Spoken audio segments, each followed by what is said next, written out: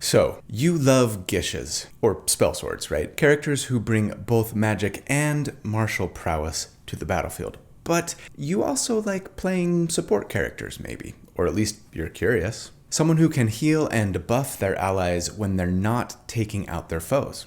Well, have I got the build for you. Oh, and today it's going to be a single class cleric who uses 2024 rules only, and they pack a radiant punch. Welcome to D4.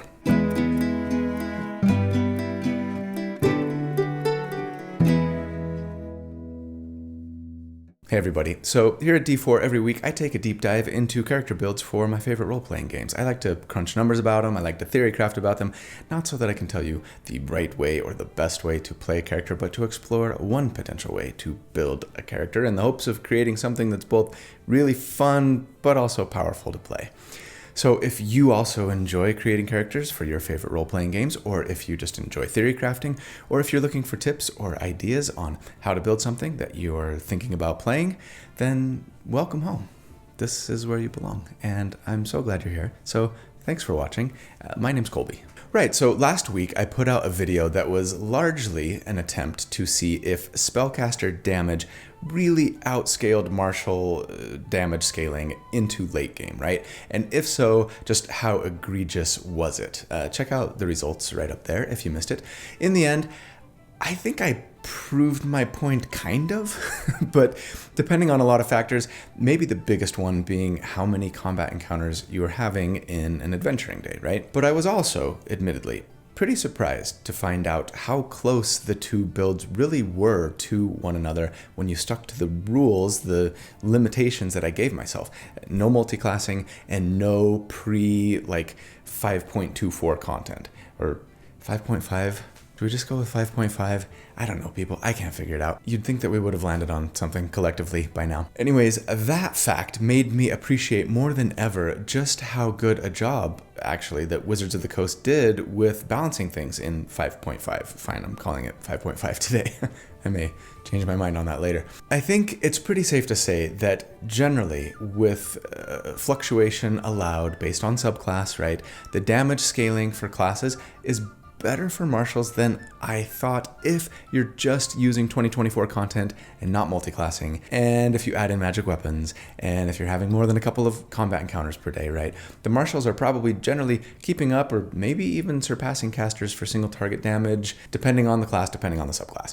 And that actually makes me really happy. And while I personally plan on continuing to do builds that use both 5e and 5.5e content, because we've been instructed by the creators of the game that that's their intent that we do so, right, if we want, and it seems that's what the majority of you do want at your tables too. And while I personally plan on continuing to multiclass in my builds because it's a really fun piece of the puzzle that is character creation for me, and again, seems to be allowed at the vast majority of your tables, what I most came away with from last week's video was a desire to keep going with this idea, doing single class builds for every class in the 5.5 Player's Handbook without using older content. So I think I'm going to turn this into a series because yeah, I think it could shed some additional light on where class balance is with the new Player's Handbook.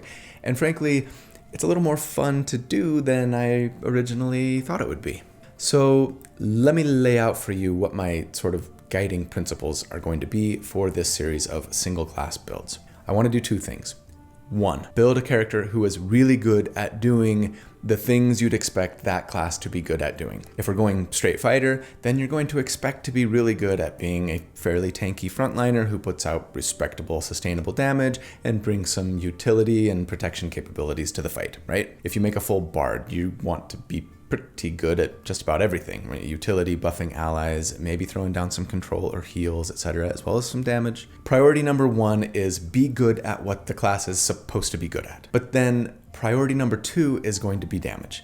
I kind of just want to see what we can be capable of damage-wise if we sort of try to optimize for damage while maintaining priority number one, right? It's like, you want to be a wizard, sure, so you can do all of the awesome things that being a full wizard can do. But then at that point, can we optimize around damage too? So that if I need or want to pump out the pain when the situation calls for it, I can put out some decent numbers. The result, I think, is going to be a group of characters who are likely going to be more well-rounded than you often see from me. So when I'm making decisions about how to build, you might just maybe see me sacrificing damage in some instances if I think the character would be better at what they're supposed to be good at by making a different choice. But I am still going to keep an eye on damage, and I'm going to do damage reports. Before this series, at least, there just might be a few more instances where I say, yeah, this thing only gives a teeny bump to our damage overall, but we'd be a much better druid generally if we made this other choice instead, kind of thing, right? Does that make sense? I know, it's a little loose, it's a little subjective. Every build I do suffers from being loose and subjective. Makes them sound like a bunch of floozies. But I'm going to do my best to be prudent here. And then at the end, when I've done a build for each class, I might do a tier ranking video. Not based just on the average damage that they do, but trying to take in the build as a whole, right? And all of the things that you might want to be good at as a character: survivability, utility, support, control, and damage. And yeah, I think it could be a good exercise to help me, and maybe you, get some perspective on class and subclass balance that will prove useful or at least interesting. That's my hope, anyways. So, where do we start? Do we just go alphabetical? Nah, that's too predictable. I've done a barbarian and a sorcerer, but I've used bard a lot lately. It's been a minute since I've done a cleric build, on the other hand. So how about we start there? All right, ready to kick this thing off? Maybe I kicked it off last week. Ready to keep this thing going? I proudly present then D&D build number 230, the Radiant Gish, the Spell Sword Support, the Night Club. I like that. The Fight Club, one of my favorite movies. Battle Priest. Radiance of War. Wait, wasn't that a Cosmere novel? A little bit of a hybrid. Thy rod and thy staff, they bonk me. Very scriptural. The Knight Radiant. Dang it. I probably would have gone with that if I hadn't already used that title for a Baldur's Gate 3 build. Friar Bonk. Man, so many good ones from the Discord server. As always, thank you guys. I think this week I've got to give it to Mezcla with their suggestion, the Hammer of the Divine. That's got a nice Dragon Age Inquisition feel to it, and I cannot resist. So huge thanks to my good friend Randall Hampton for the fantastic artwork that he put together for the build this week. He does this every week. If you'd be interested in checking out the other stuff that he does, or in maybe trying to commission him to create some art for your character or even your entire party, I'll put links in the video description as always on how to do so. But first, I am so happy to have World Anvil back as a sponsor today because I love their system so much, and I'm convinced that you would too if you just gave them a try. So there is no time like the present, because you are really going to make your life so much easier if you start using the incredible tools that World Anvil offers to GMs and players alike. First up, for world builders and GMs, World Anvil is the best world building, writing, and game mastering software. They have 25 world building article templates to make it easier than ever to build and flesh out your world in a way that's super accessible to your players. It's fantastic for creating wiki-style presentations of your world and your writing, including my favorite feature, their interactive maps that can turn pre-existing maps into interactive clickable pages. They even have auto-generative tools if you want to use them or need them. And then there's the Chronicles feature, which can combine those maps with custom timelines so you can plot events across time and space for your world and your campaign all at once. For players, World Anvil is the most extensive character management tool you can find. We're talking character sheets, journals, inventory management, spell books, everything a player looking to lose themselves in their characters could want, and it's compatible with over 45 different TTRPG systems. Not just D&D, but Pathfinder, Daggerheart, Cosmere, Call of Cthulhu, right? Star Wars, and dozens more. And you know, there's a lot of stuff in here that's really just built for writers.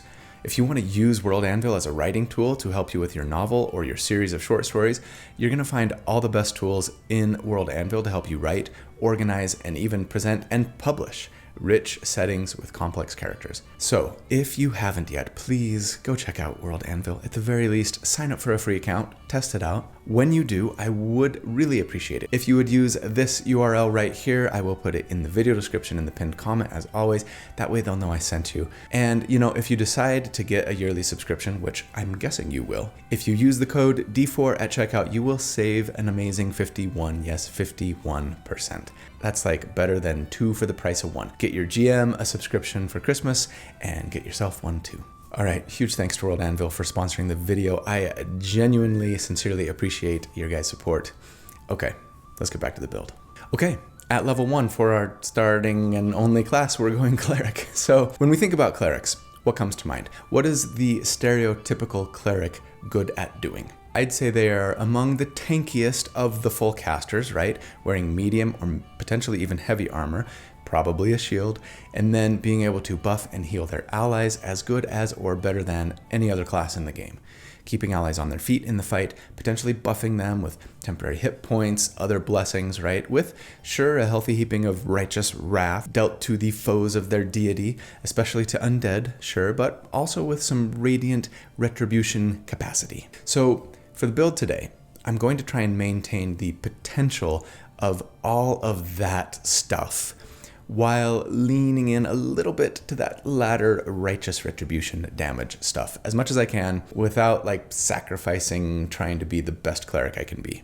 Cool? To that end, I think the best species to go with today is going to be human. Humans are pretty potent in 5.5. Not only do they get a free heroic inspiration after every long rest, as well as an extra skill proficiency, always useful, but above all, they get an extra origin feat of their choice. And since we can't multi-class, there are 2 origin feats that I very much want on this build. I will say this, I think there's an alternative to the build that I present today that leans even more into the damage aspect that would go like Goliath, probably Fire Goliath, uses a 2-handed weapon and Great Weapon Master.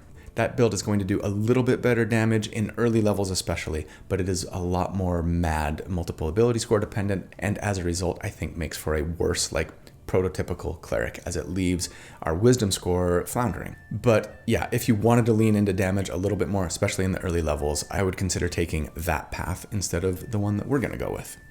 For us today, our build is going to be a little bit tankier and better at doing all of the other things that you would want a cleric to be good at while only sacrificing just a little bit of the damage, including doing damage to multiple targets per round. For our background, as always, I say, pick an old one and customize it or make a custom background as per the DMG guidelines. But if you can't, the guide background will work just fine for us because first up, it gives us one of the origin feats that we really want, and that is Magic Initiate Druid.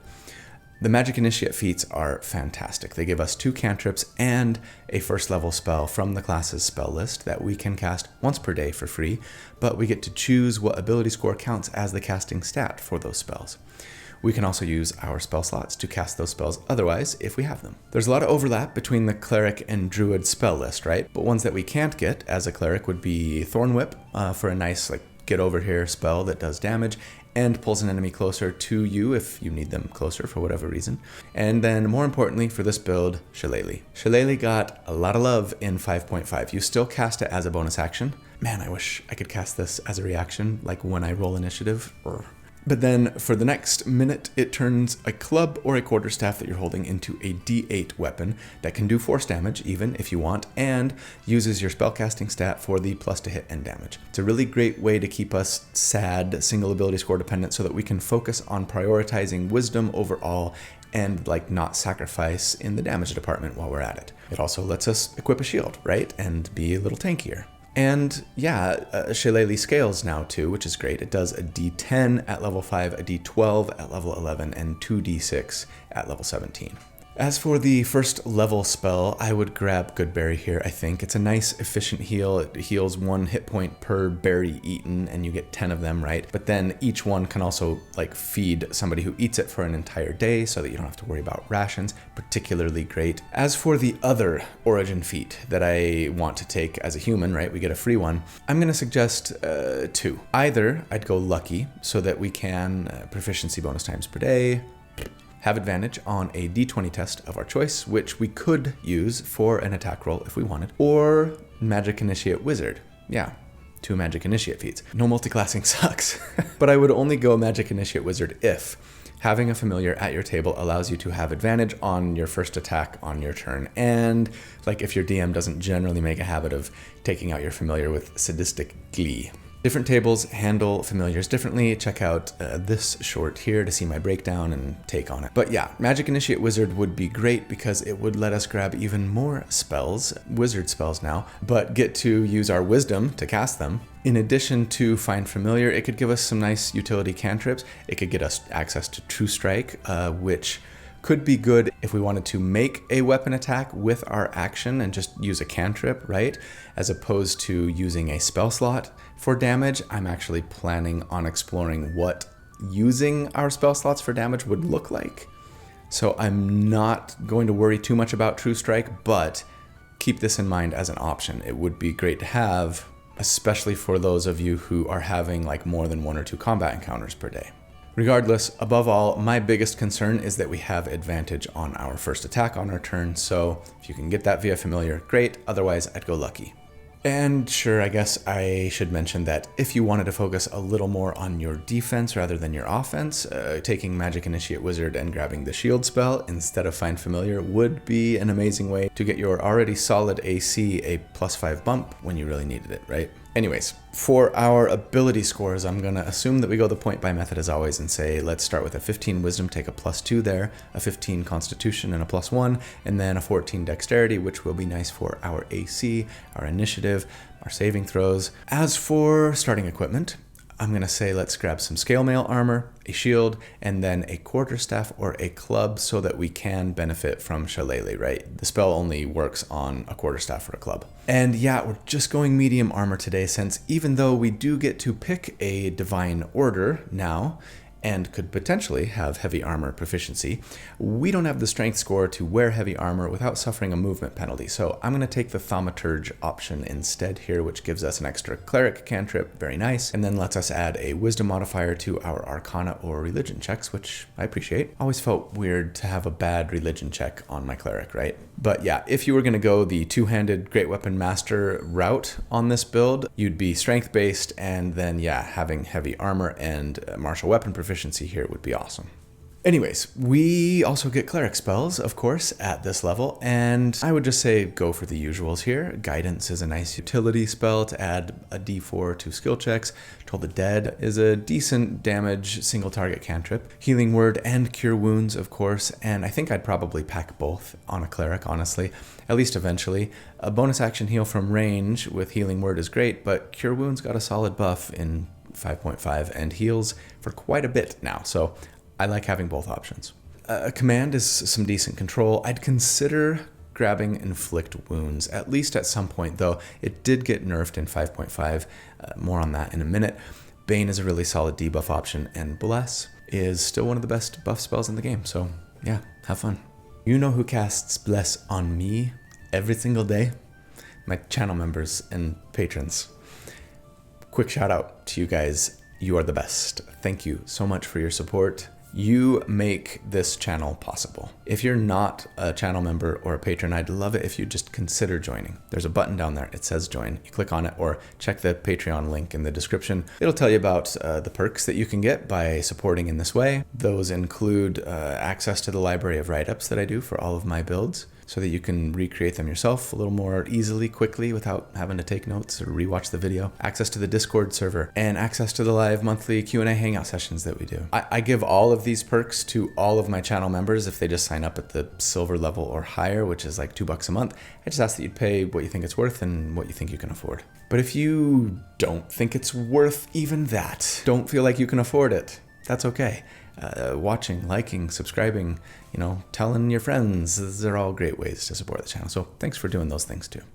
At level 2, then, we get Channel Divinity. All clerics get 2 uses of Channel Divinity per day, and then they recover 1 use on a short rest. At this level, we can use it to do 2 things. Divine Spark takes our action to either hurt an enemy for a d8 plus our wisdom modifier with necrotic or radiant damage, half on a successful constitution save, or lets us heal an ally for a d8 plus our wisdom modifier. Not a horrible option in a pinch for a heal there, but we'll generally want to save our Channel Divinity for what we get as a subclass or for Turn Undead, right?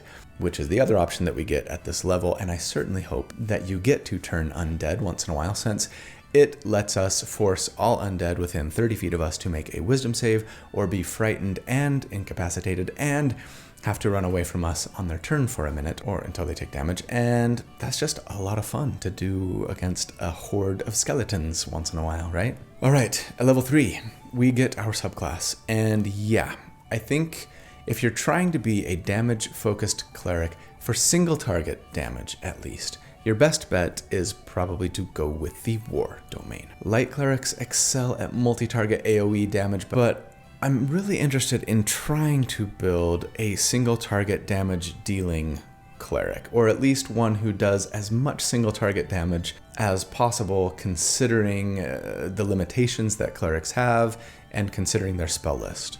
That said, yeah, a bunch of the damage that we end up doing on this character is going to be to multiple enemies. I just want to see how much of the damage that I deal can be done to a single target as a pure cleric. Now, I know war clerics are for rogues. I did a build on the combo a while back that shows just how well it can work. The Holy Blade build right up there. But not today, Satan.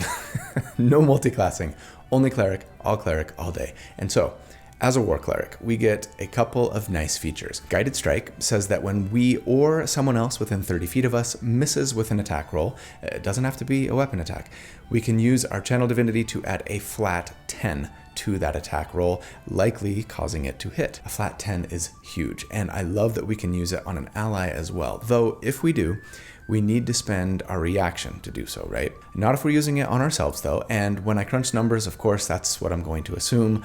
Being able to do this a couple of times in a combat encounter potentially is really nice, and will really help ensure that the enemy that is this close to death actually gets pushed over the edge, right? And if we couple this with advantage, we'll basically be like a heat-seeking never misser when we need to be, which is cool. We also get the War Priest feature here, which says that wisdom modifier times per short rest, it used to be long rest, so that's a huge improvement for 5.5. We can make a weapon attack or an unarmed strike as a bonus action. We don't even have to take the attack action first anymore either, which is awesome. One more reason to really increase our wisdom over any other stat for this build, so hooray for Shillelagh. And let me maybe add this here. This little change that makes it so that we don't have to take the attack action to make this bonus action weapon attack is actually really cool.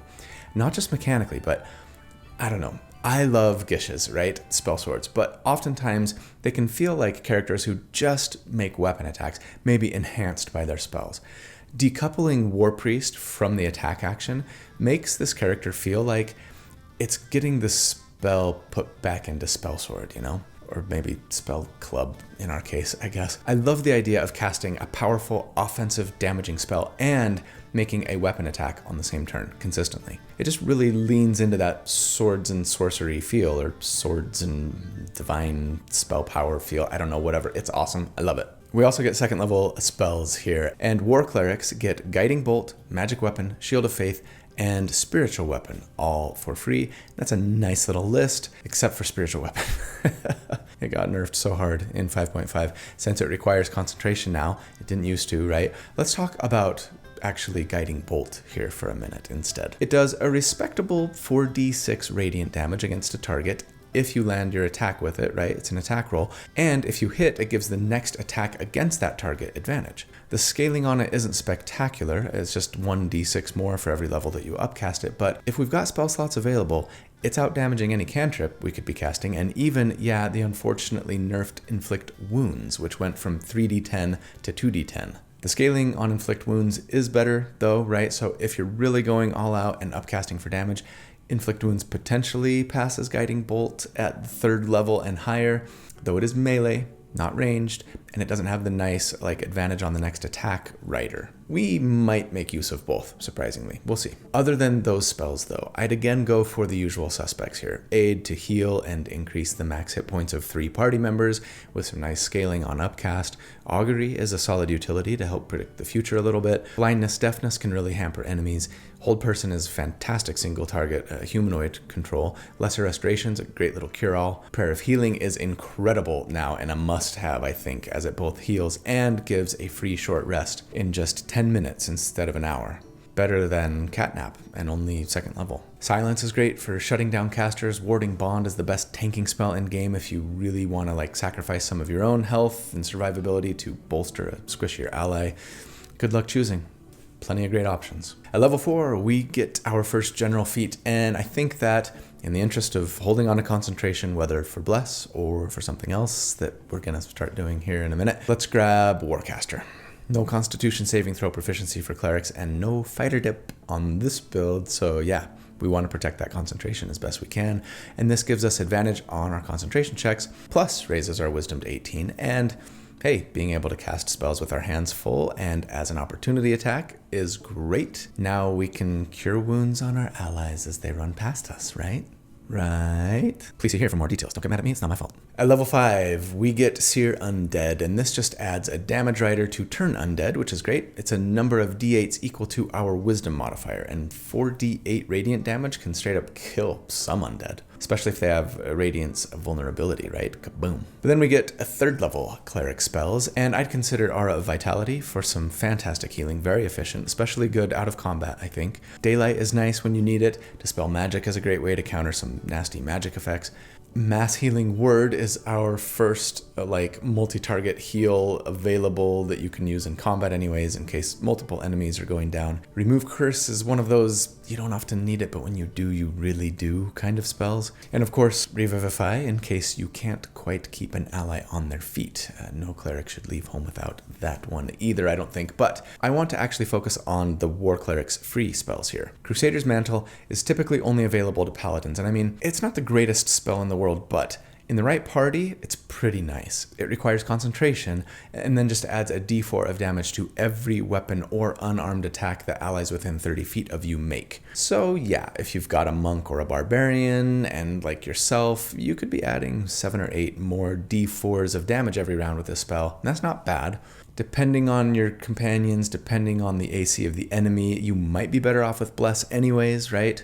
Oftentimes, helping the hit to land in the first place is better than doing a little bit more damage on the hit. If the spell scaled in the damage that it did when you upcast it, we might really be in business, but as is, worth considering. But the other free one is that darling of clerics the world over, Spirit Guardians. And yeah, this spell, already good in 5e, is just better than ever in 5.5. You cast it as an action, it lasts 10 minutes with concentration, right? And then causes spirits to emanate from you 15 feet in every direction, and then does 3d8 damage, radiant or necrotic, if you're evil, to any enemy when you simply move the area of effect over them now, or they move into it, or they end their turn in the area, right? But no more than once per turn. Yes, you can potentially get this damage to proc multiple times per round, all by yourself if you hold your action and then just run around with your reaction, right? Like we did in that Cleric of Chaos build, among others. Or if your ally grapples you on their turn and they run around with you like a football, right? But I don't think I'm going to go that route today. Know that it might be possible at your table. Talk to your DM. I mean, it works rules as written, but yeah. Keep it in your back pocket if you want. I'm planning on using my action on my actual turn today. And the truth is, you might get this spell to proc multiple times around on some enemies anyways. Run over them on your turn, end your turn with them outside of the area, and then on their turn, they run up to attack you, or a nearby ally, or they're stuck in the area of effect at the end of their turn, whether voluntarily or because they're grappled there, right? It's just such an easy way to do some decent damage to multiple enemies every round, sometimes twice per round. And I think even a cleric who's not focused on dealing damage like we are should consider using it in game, especially if someone else is concentrating on Bless, right? It's not a no-brainer necessarily, but yeah, I'll assume we're concentrating on it when I crunch the numbers because I want to know what those numbers look like when we go all out for damage. And if you and your team would be better off concentrating on Bless, or maybe Aura of Vitality or something, great. Do that. Having options is wonderful. Don't forget, level 5 here, Shillelagh does get its first bump. It's d10 of damage now when we hit with it. At level 6, as a War Cleric, we get War God's Blessing, and this is a nice little feature. It says that when we cast Shield of Faith, a spell I haven't even mentioned yet, but it's a decent one. It requires concentration typically, that's why I haven't mentioned it. It just raises our armor class by 2. But now, if we use our Channel Divinity to cast it instead of a spell slot, it doesn't require concentration. Alas, it only lasts 1 minute when we go that route, which is a bummer, but if you really need to add some protection for yourself, it gives you a +2 to your AC and only requires a bonus action to cast. It's a nice survivability option to have. Oh yeah, this feature works for Spiritual Weapon as well.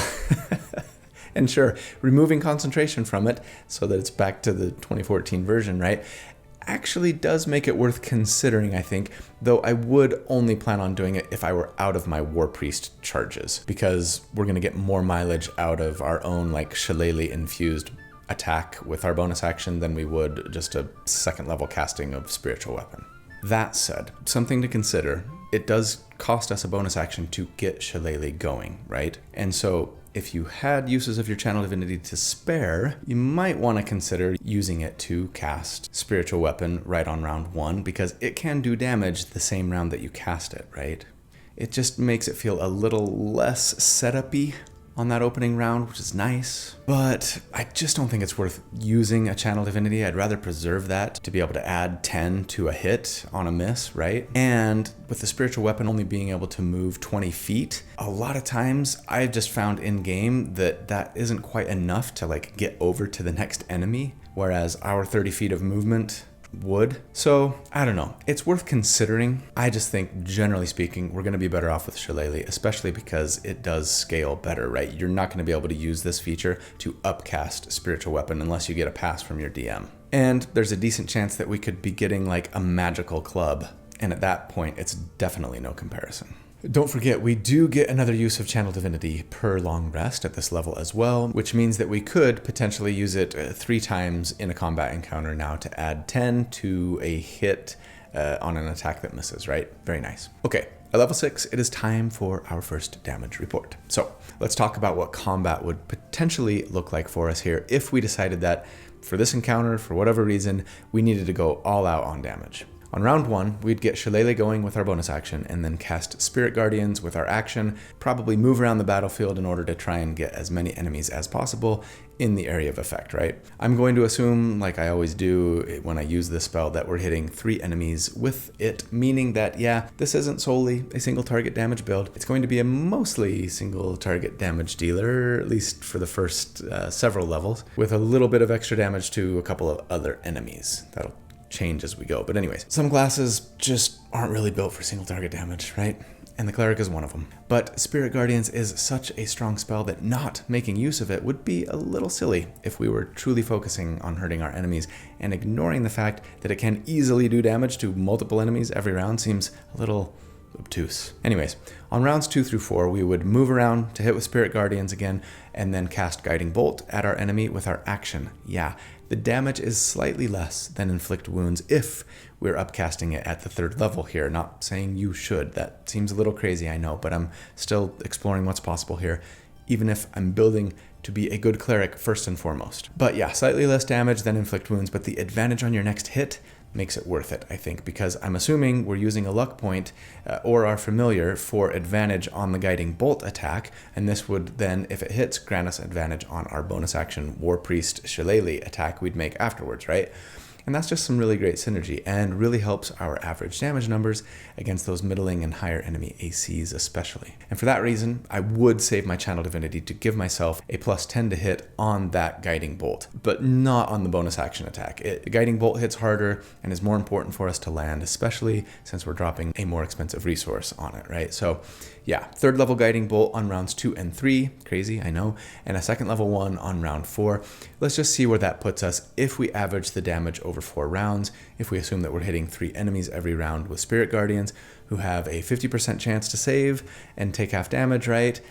And psst, I'm totally sandbagging that. At level 6, a Wisdom save with our DC of 15, I'm being very generous to the average enemy at this level. Anyways, making all those assumptions, against enemies with a 10 armor class, we would here on average do a total of 55 damage per round, and against a 15 AC, it would be 54 DPR. Yeah, that option to have a plus 10 to hit if we miss our Guiding Bolt, plus enemies still taking half damage on Spirit Guardians, right, if they save, makes the damage curve really flat as the enemy AC goes up. Check the video description for links to spreadsheets and graphs that'll show those things. And you know what?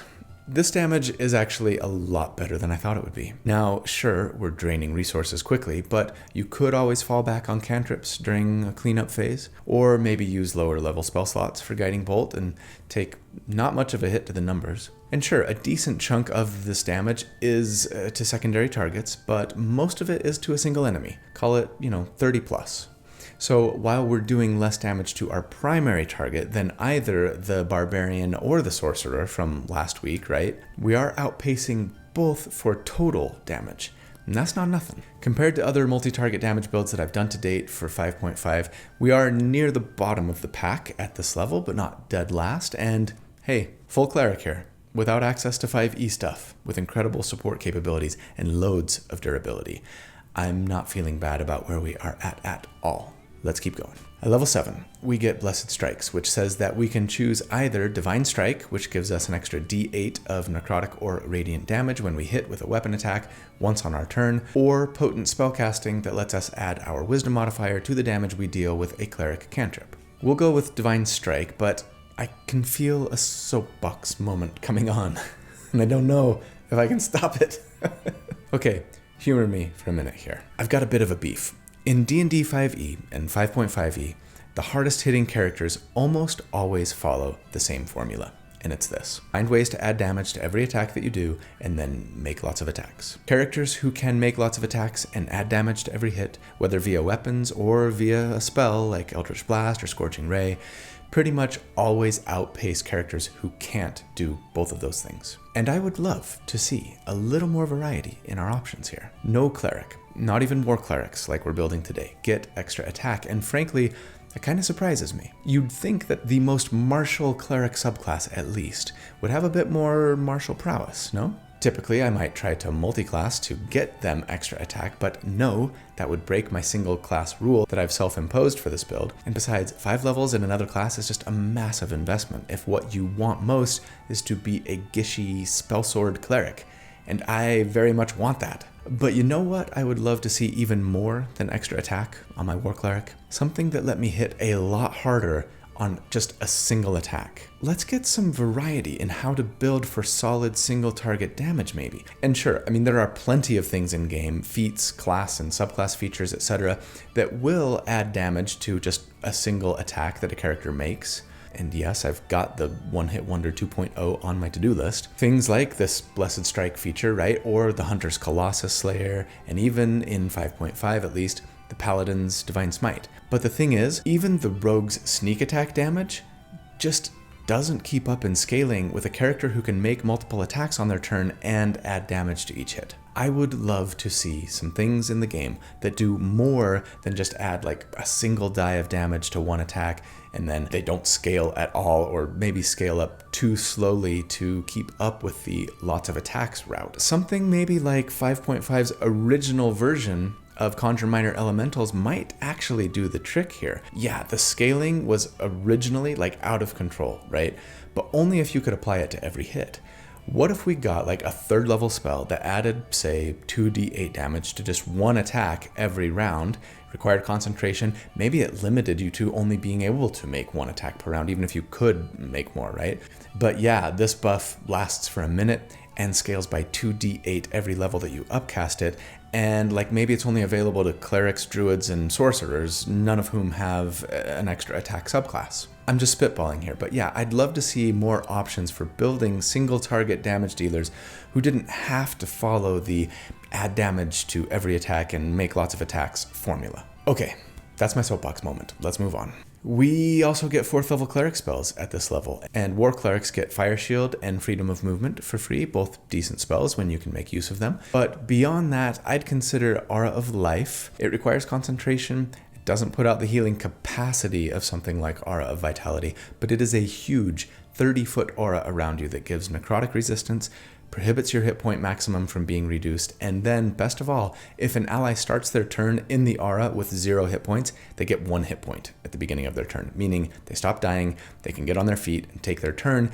And for people who don't love the like whack-a-mole style of going unconscious and then healing, getting back up, right, in 5e, 5.5, it might rankle a bit. But for everyone else, it's a super efficient way to just keep anyone from dying without forcing you to spend any additional resources or actions or bonus actions on your turn. So I think it's worth considering for sure. If you'd rather use this than Spirit Guardians and then just keep throwing out damage on your turn otherwise, or sure, maybe switch to this spell for concentration from Spirit Guardians once a party member gets really low or goes down, right? Other than that, though, for spells here, I'd consider Banishment. Can be a solid single target control option, especially for otherworldly beings. Death Ward is a great, something that would normally knock you out, just doesn't spell, right? Divination has some nice utility, so yeah, lots of good options to pick from here. At level 8, we get another feat, and I think I'd probably just bump Wisdom to 20 here. I'd be tempted to maybe grab a half feat here and then another one, when we hit level 12. Something like Spell Sniper would be nice so that I didn't have to worry about using Guiding Bolt if an enemy was next to me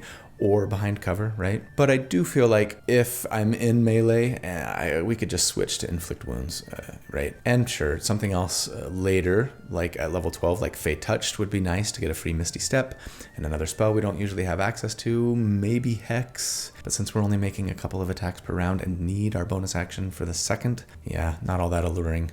Yeah, Silvery Barbs. Or for that matter, we could pick up True Strike with Fey Touched. So if you didn't want to go Magic Initiate Wizard back at level 1, but you still wanted a way to get True Strike in order to, conserve your spell slots, this would be a nice way to grab it. But in the end, yeah, Wisdom just benefits everything we do. Our spells, how often we can use War Priest, and our Shillelagh weapon attacks. So yeah, I think I'm just going to cap it here. At level 9, we get 5th level spells, and War Clerics get Hold Monster and Steel Wind Strike for free. 2 bangers, right?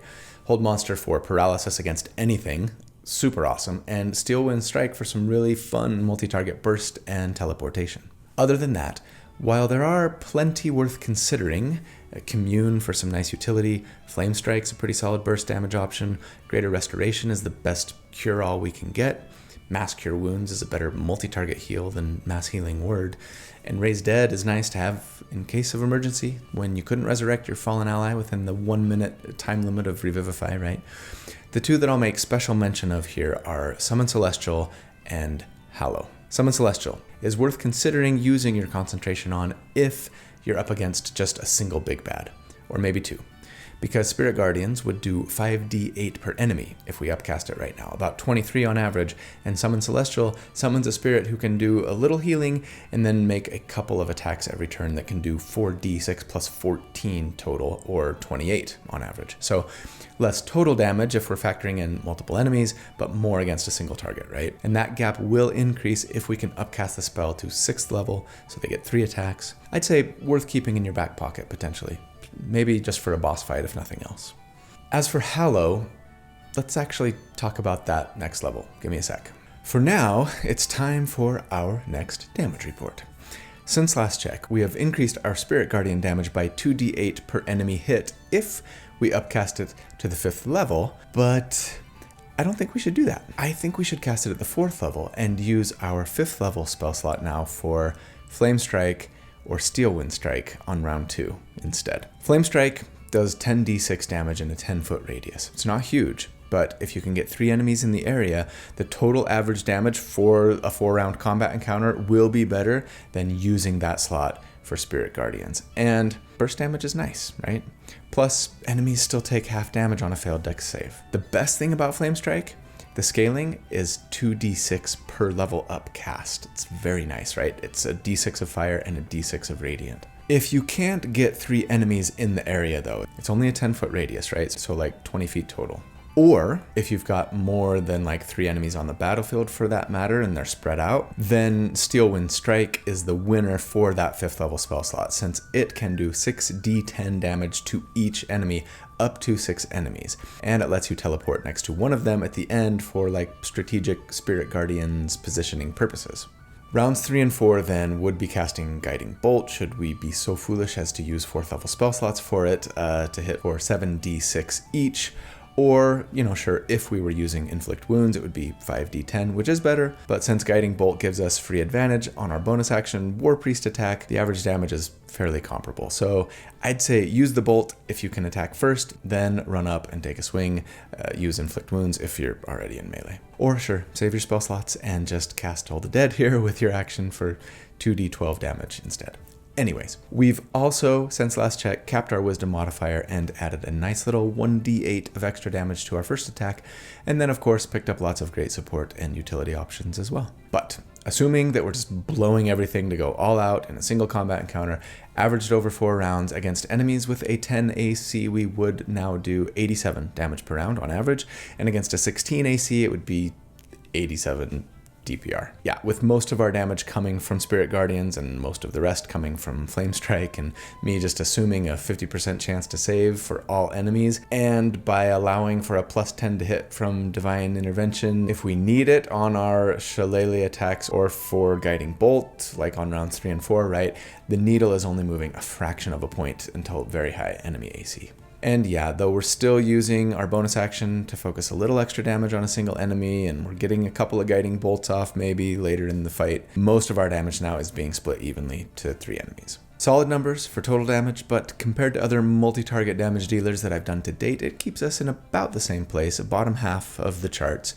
And considering both our limitations and all of the other things that we're bringing with us besides damage, right, I'm really happy with that position. However, we are about to blow the doors off of things here, potentially, because at level 10, as a cleric, we get Divine Intervention.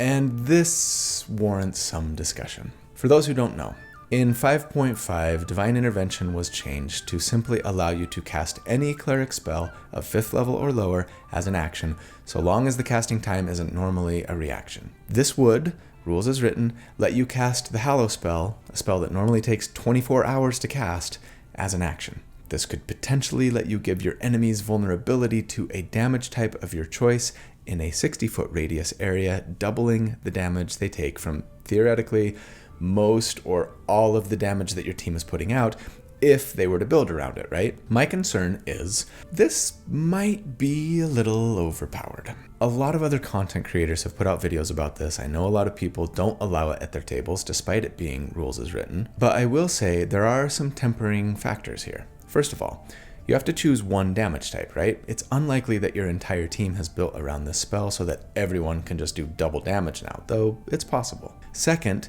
it can potentially impact allies too. You choose the creature type that gets vulnerability. If you're fighting humanoids, and there are a ton of humanoids in the monster manual, right, then you might be endangering your own party here too. Third, you can only do it once per long rest, and fourth, it's really expensive. Casting the spell consumes 1,000 gold worth of incense. With all of that said, yeah, doubling your damage for an encounter with just a single action that doesn't even require concentration is really strong. So, do we build around it? Well, as usual, with these potentially contentious mechanics, I did a poll on the question a couple of weeks ago, and not too surprisingly, I suppose, the vast majority of respondents said sure. So who am I to tell you not to, I guess? Here's what I'll do. Since so much of our damage is radiant, potentially, and since not a lot of monsters do radiant damage, so it wouldn't be too dangerous for us, going forward, I'll say that we're doing this on round 1 of combat and giving enemies vulnerability to radiant damage. But honestly, the increase to our average numbers might not be as big as you would think. It would prevent us from doing any damage on round 1, delaying our Spirit Guardians until round 2 or other AoE spell we might be concentrating on later, and our Flame Strike or Guiding Bolt, etc. until round 3.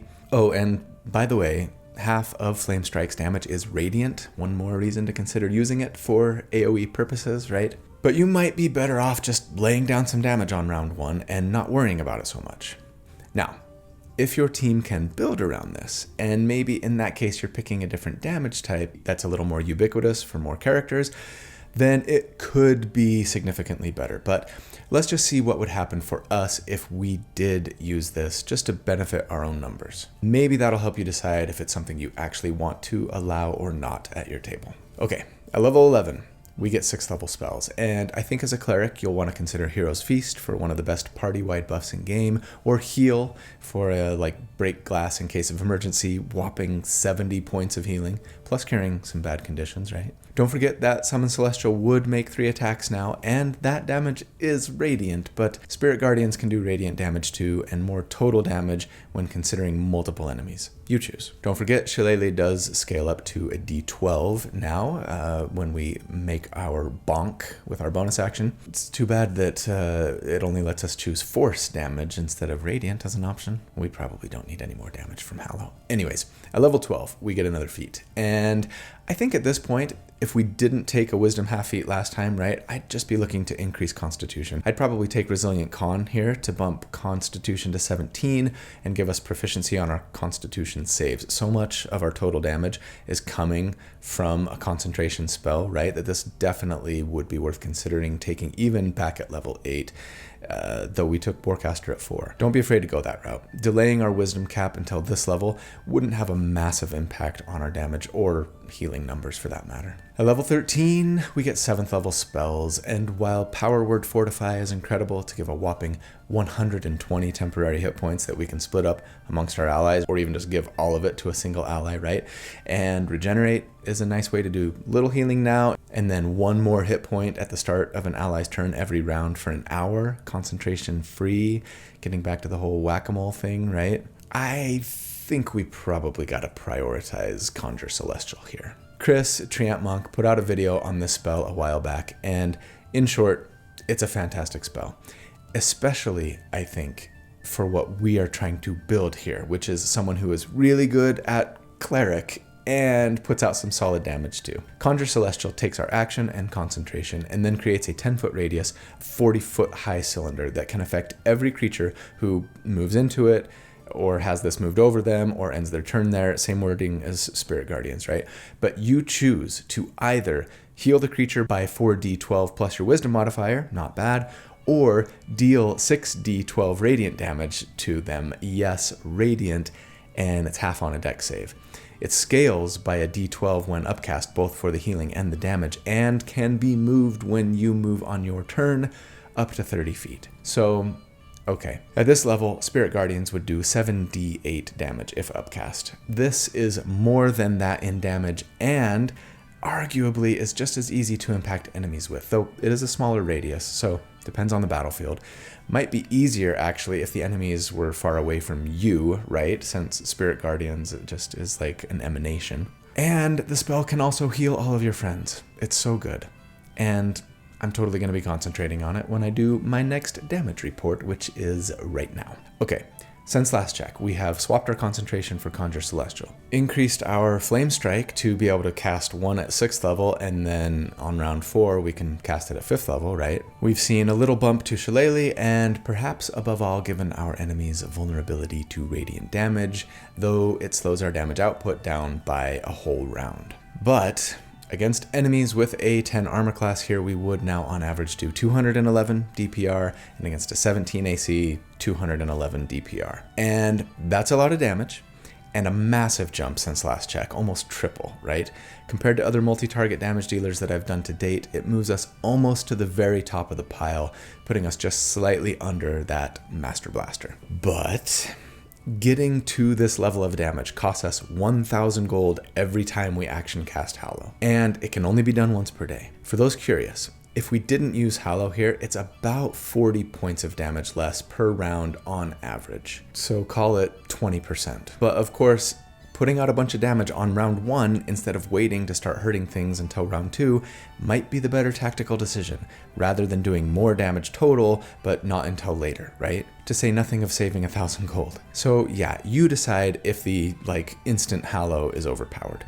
To me, all the potential drawbacks and limitations considered, it feels pretty fine, but that could definitely change if your team built around the tactic and you were flush with gold, only had 1 combat encounter per day on the regular, and usually fought groups of enemies who were all the same creature type, but not humanoid, right? That's probably a fairly small group of you, I'd guess. Okay, let's finish this baby off. At level 14, we get improved Blessed Strikes, which just increases our once per turn damage from Divine Strike to 2d8. It's not much, but we'll take it and not get up on a soapbox. We did that already today. And hey, at least the damage is radiant, right? So potentially we're getting a 2d8 bump here. At level 15, we get 8th level spells, and there are some fun choices. A Holy Aura is a nice big party buff, giving advantage to your whole party on all saves if they're within 30 feet of you, and enemies disadvantage on all attack rolls against you and your allies, right? And can even blind fiends and undead. Earthquake can throw down some decent debuffing and control and a little damage in a massive area. I'm probably taking Sunburst though, especially if we're doing the Hallow trick. It's 12d6 damage, and blinded on a failed Constitution save half damage on a save only, but then it's a 60-foot radius sphere, which is just massive. Oddly, it doesn't specify that the light is sunlight, which would be helpful against some creatures in particular. Regardless, it's a lot of damage against a lot of enemies, and yeah, it's all radiant damage. Just be careful to not get your friends caught in the blast. At level 16, we get another feat, and I'd want to take another half constitution feat to get our con up to 18, right? But what should we pick? I'd say there are 3 frontrunners. Chef is just fun, if not all that powerful, to let you make treats. Yeah, you just let allies heal a bit more on a short rest and give some temporary hit point snackies to your allies. It's a little stronger at earlier levels for sure, and even then it's not amazing, but I love the flavor of it. Pun intended. Oh, did I just do 2 throwback clips in a single feat? Amazing. Beyond that, durable isn't terrible. If you're in a high difficulty campaign, maybe giving you advantage on death saves and letting you spend hit dice to heal yourself as a bonus action. Maybe especially useful if your party doesn't have another backup healer, right? I like speedy too, and maybe best of all, it gives us 10 more feet of speed. Always nice if you're trying to zoom around the battlefield with spirit guardians. It also lets you ignore difficult terrain when you dash and causes opportunity attacks against you to have disadvantage. Anyways, just PYF here, pick your favorite. At level 17, finally, for us, the War Cleric gets their capstone feature, Avatar of Battle, which just gives us resistance to all bludgeoning, piercing, and slashing damage. Not bad, since that tends to be the majority of the damage that we take in game, but admittedly, at this level especially, we're probably seeing a lot more damage types fairly consistently, but still, it's a solid survivability bump. And then we get the almighty 9th level spells, and while Power Word Heal is great, just, bringing a character all the way back to full health and curing almost any negative condition they could have, I think I'd go with Mass Heal. 700 hit points of healing divvied up as you see fit, and still curing blinded, deafened, and poisoned. It's just a really great, let's reset the fight move, right? Assuming we weren't using our 9th level spell slots to upcast Conjure Celestial. Anyways, don't forget, Shillelagh does get its final bump to 2d6 now. Level 17 is just the level that keeps on giving. Okay. It's time for our final damage report. Since last check, we've made some decent gains, actually. A little more damage from Divine Strike, a new big bursty spell to use probably on round 3 in the form of Sunburst, which outpaces Flame Strike for that spell slot since 100% of the damage is radiant, assuming we're using Hallow. We've also got a 7th level spell slot to upcast Flame Strike with on round 4 if we wanted to. As always, not saying you should. And even a little bump to our Shillelagh War Priest attack, plus all those juicy support and survivability options as well. Yum. So yeah, let's assume that we're upcasting Conjure Celestial at a 9th level now. On round 2, right, we're still using round 1 for Hallow and Shillelagh setup, and then bonking with our stick after. Then round 3 is Sunburst, which I'll assume is hitting 3 targets again, and bonk. And round 4 is Flame Strike at the 7th level. Egads, you fool! And bonk. Under all of those assumptions then, and assuming that we're doing double damage on Radiant, against a 10 armor class, we'd average 287 damage per round, and against an 18, it's 285 DPR. And again, almost all of that is spread out amongst 3 enemies, with the War Priest bonus action being the only single target thing that we're doing. And that's a lot of damage. Compared to other multi-target specialists I've done to date at this level, we're in the same place, getting beat out only by the Master Blaster. So it's pretty awesome. How am I feeling about it now that the build is done? Let's discuss in the final thoughts. The tier score for this build, if you take the damage they do at all of the enemy armor classes we calculate for at each of the 4 damage reports, average it into one big number, we end up with a 158. And that puts us near the top of all multi-target damage dealers that I've done to date for 5.5, though admittedly this build starts off quite a bit slower and then ends with a big bang once we get Hallow going, right? But okay, what's the real analysis here? First off, I'll be honest. It frustrates me a little bit that even for the most martial of all the cleric subclasses, without weapon masteries, fighting style, and extra attack, it's just really hard to make a potent single target damage dealing cleric only build, like I kinda already talked about in my soapbox. Not that it means this build isn't good, not at all. I'm just feeling a wee bit frustrated that I don't have a lot of great options to build that way if I really wanted to. My goal starting out when I was trying to create this character was to try and build the best single class, single target damage dealing cleric possible. But the reality is the higher level you get in cleric, the more their best damage options just really become multi-target AoE spells, right? As a result, part of me wishes that I would have made this a light cleric since they get fireball access, right? But the reality is at level 9 and up, all clerics have better scaling spells than Fireball, Flame Strike, Conjure Celestial, Sunburst, etc. So having Fireball would have only affected that first damage report, and we wouldn't have had a weaponized bonus action all along like we did, meaning that, especially at higher levels, War Cleric outperforms for total damage. Plus, the route that we went made us feel and play a lot more gishy, right? So, no regrets. And so, on the one hand, I mean, yeah, this cleric can put out some solid numbers. Up until level 10, where most of us spend most of our time in D&D, most of that damage is to a single target. And once we hit level 10, we become the wrath of our deity made manifest, unleashing massive radiant damage round after round to lay waste to the entire battlefield, potentially. On the other hand, we can only pull off that level of devastation once per day. And even if we're not using Divine Intervention to Hallow, those numbers were only happening if we were spending all of our best resources and our action and our bonus action every round just for damage. Shouldn't we be healing and buffing? Thank goodness once we get Conjure Celestial, we can do both. But that's a 7th level spell, so yeah, not something most of us will see much of, if at all. And the answer to that question, I think, is yeah, I mean, I love having the options. And this is my favorite way to play and build support, as I've often said, right? Characters who are capable of being a great healer and support buffer when need be, but who can also, when the situation calls for it, bring a lot of pain to their enemies, whether single target or AoE, sustained or burst, give me something cool and fun to do other than heal when I want to, when I need to. And just because we might not necessarily want to be dumping all of our time and energy and resources into damage every round, doesn't mean it's not cool to know what we could be capable of if our allies were all on their feet and enemies needed to be smitten. Nothing wrong with trying to find a happy medium here between what I've laid out and how you play it in game.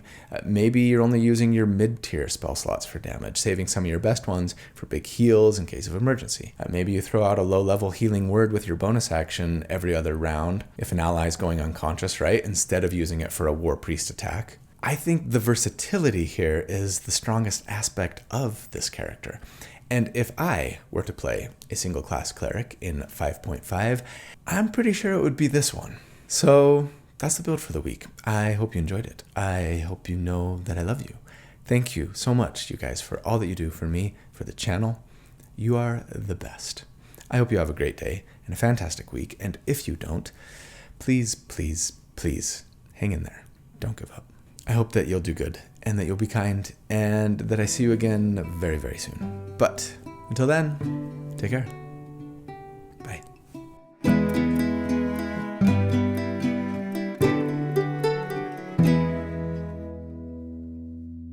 There's something in the way she moves, looks my way or calls my name.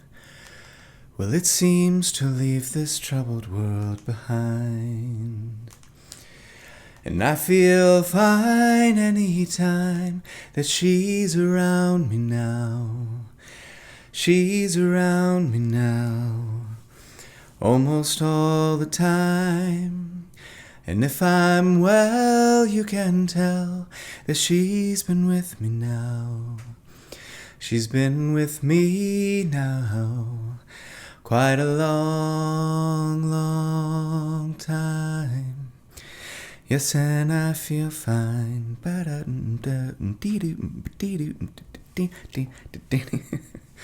love me some JT, some James Taylor, that is. I also enjoy an occasional Justin Timberlake song, but if I had to choose between the JTs, I'd take James Taylor. But get to cast them with our wizard ability score, right? And if you and your and I'd consider I need some water. My tunnel vision on single target kind of screwed me up. I just spent like an hour re-crunching numbers and rewriting the script. We have increased our spirit, maybe especially if you're